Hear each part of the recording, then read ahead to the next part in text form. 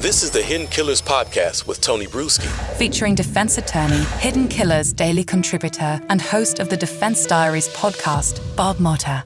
I'm wanting to get your reaction to this, and you're the first person I'm asking this. When I was talking to Under Sheriff Gary Upton last night about the case, he had told me that Eddie Virden, the sheriff of Osage, who we've seen on a lot of television interviews and such, with the big hat, he was there. He was actually waiting to talk to BTK in prison in Kansas right as the press conference was being given by the district attorney, who was saying that there's not enough evidence right now to convict and we're going to throw it over to the OSBI.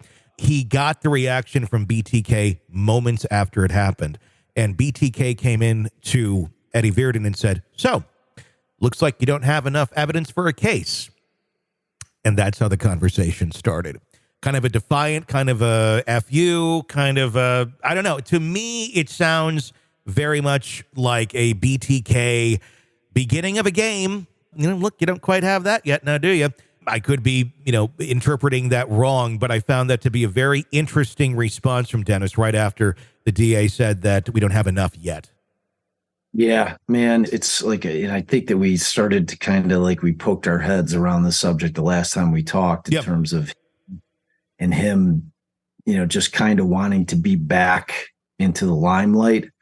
And I think I agree with you. I think that was exactly what it was. I think it's him, just poking and prodding and, playing the game, which a lot of these guys do. I have to believe that he's reading all of his press clippings, as he's sitting there. And, I think that there's an aspect of him that loves the fact that his case is front page news every day. So, ultimately, you get the other side of that though, where he, is he going to start taking credit for stuff that he didn't do in order just to cause wild goose chases? You know what I mean? It's because I get that vibe about Israel Keys a lot.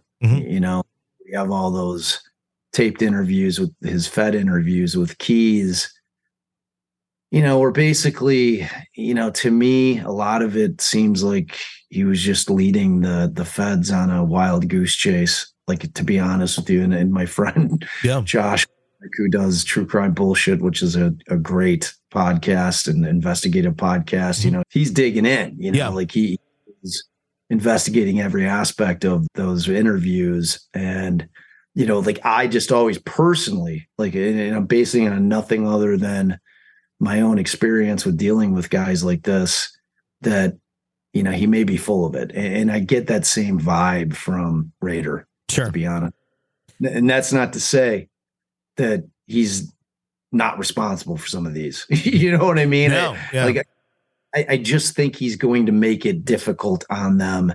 And I think that he's going to toy with them at every opportunity that he can. He wants to play the game. Now, whether he did it or not, he wants to play the game, and everybody is his pawn. 100%.